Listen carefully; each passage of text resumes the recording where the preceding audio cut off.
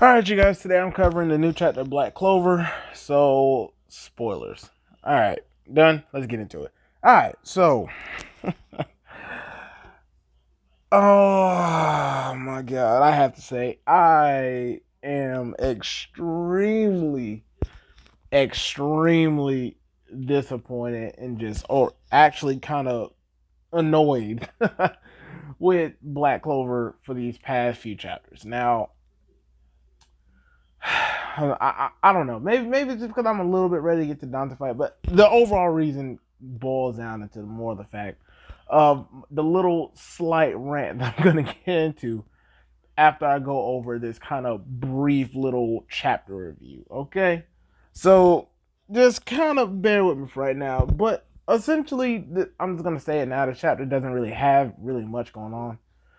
It's pretty bare bones and kind of boring, but like I said, I felt like I had to review it, and I'm going to review it.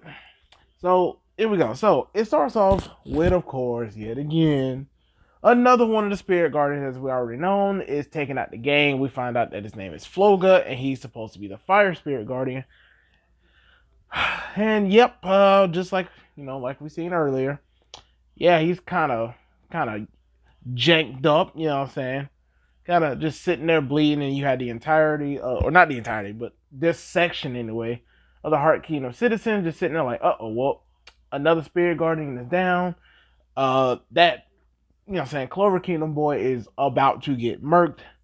And, what I'm saying, at the moment, of course, we find out that Clover Kingdom boy is Leopold, and he is going up against the another Dark Disciple, the one that defeated him.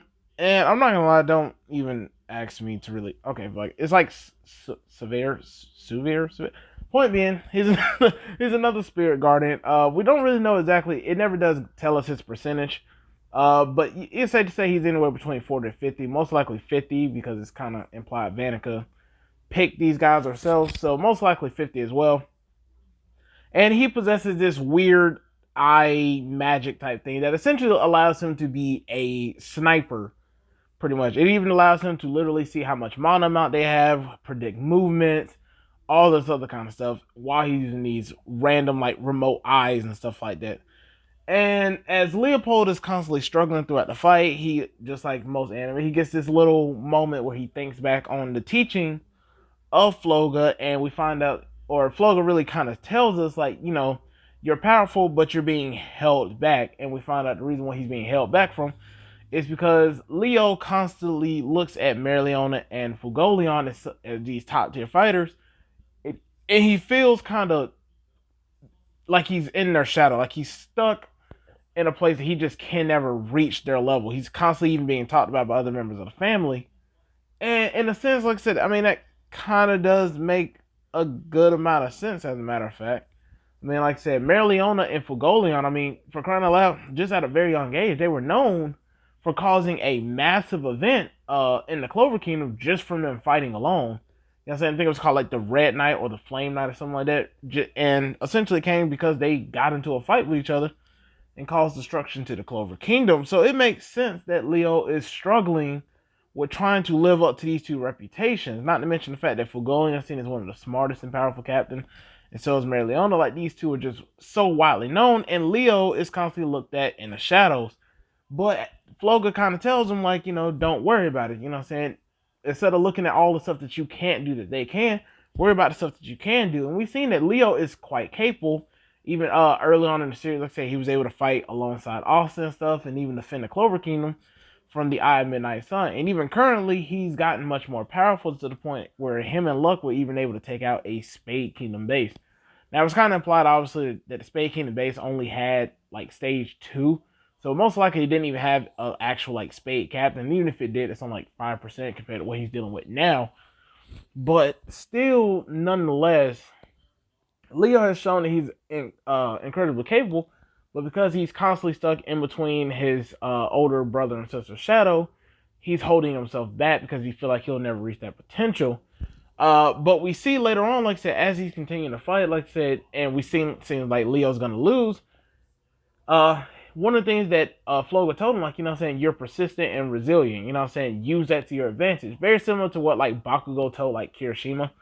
And essentially, what happens is after he's been taking all these attacks, and it seems like the Dark Disciple is going to win the fight, we find out that Leo has been not really allowing himself to take these attacks, but taking these attacks and being persistent and forming this massive array that causes this massive explosion that allows for him to catch the Dark Disciple off guard because he started screaming, runs up on him, and defeats him. Pretty much. That's how the chapter ends. And here's the little rant part. So, that is absolutely fucking garbage. Okay, that is just nothing but garbage, hot trash. Okay, I am extremely annoyed by this shit.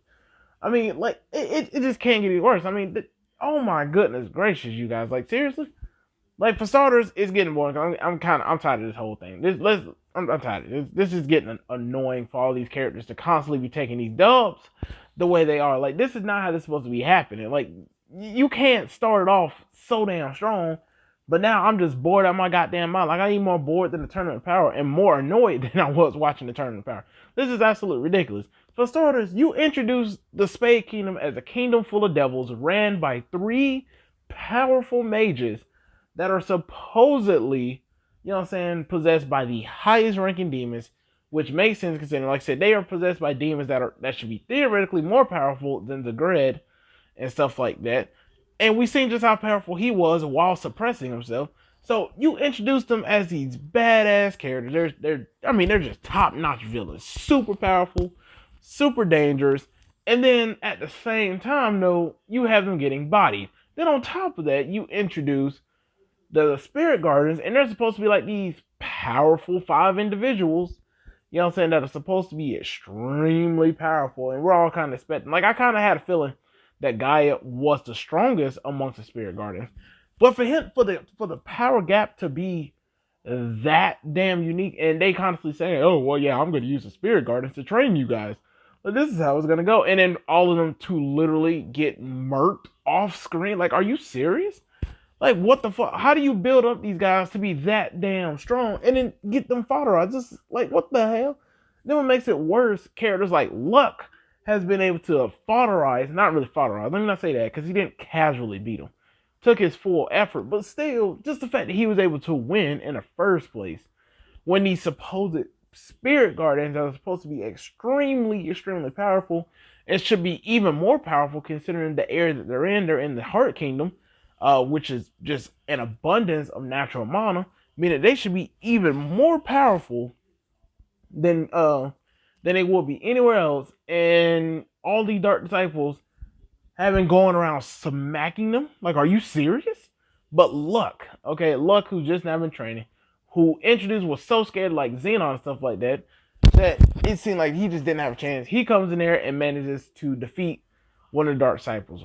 What the fuck? And then you have this chapter when Leo, Leo. Now I appreciate Black Clover and Tabata giving the side characters a chance to shine, but that does not mean that they have to win. You can still show just how powerful and just how much of a growth they're going through by, you know what I'm saying, I don't know, allowing them to assist the Spirit Guardians in a sense where they can fight alongside them and not be like a hindrance, kind of like how Demon Slayer made Tanjiro on them. But no, you just have them, the Clover Kingdom just saves the day. They're fucking Jesus incarnate. Like, god damn it. This is not how this is supposed to go. Okay? Everybody in the war, upon first encounter, everyone is supposed to be taking L's. Okay? It's supposed to be no goddamn exceptions. Everybody, and I do mean this, everybody, supposed to be taking these L's and taking them with grace. And that is supposed to be how this is supposed to go. Luck is supposed to lose, Leopold's supposed to lose, all these people are supposed to lose, but no, they keep winning. No, this is supposed to be like Oprah, where everyone's handing out, everyone, you get an L, you get an L, all y'all taking L's. But no. Instead, she just giving out goddamn dubs. Like, every person is getting wins. And I don't understand why. You can't build up this enemy threat to being that damn broken and then have them constantly getting defeated by everybody. Like, what the hell? The only one that took the major L, and the reason why I got so hyped about this chapter in the first place was because the way how the Golden Dawn and took that L. I mean, they took an L hard to the point they lost over half of their members in one fight. But now you have like the Black Bulls being able to fight against Dante with Yami. You have Leopold and whatchamacallit and Luck being able to beat him. Like I wouldn't even be surprised next is like Real, Charmy, and like Magna, all of them. You know what I'm saying? Just oh my god, I wouldn't even be surprised if they won two. All I'm saying is, like I said, I'm extremely irritated and disappointed with these chapters. Like I said, maybe you guys have enjoyed it more than I have, but I can't get behind it because it's going into the main problem that I have with pretty much most like war arc type battles in manga in the first place, and they are just making this not enjoyable. I feel no tension. I feel no sense of like this is bad. Like they're gonna struggle. Shit's hitting the fan. Like no, I don't feel any of that. I just feel like well they'll come out of it. You know what I'm saying? They're gonna come in there. They're gonna kick some ass, and everyone's gonna be able to the okay. And that's just not supposed to be. You built this army up to be super powerful. Supposedly needed to be killed. Needed 6 months of training, but no. Everyone's just murking their ass. It's like whatever. Either way, I hope you guys enjoy. Like I said, like, comment, subscribe for more videos. And I'll see you next time, you guys. Peace.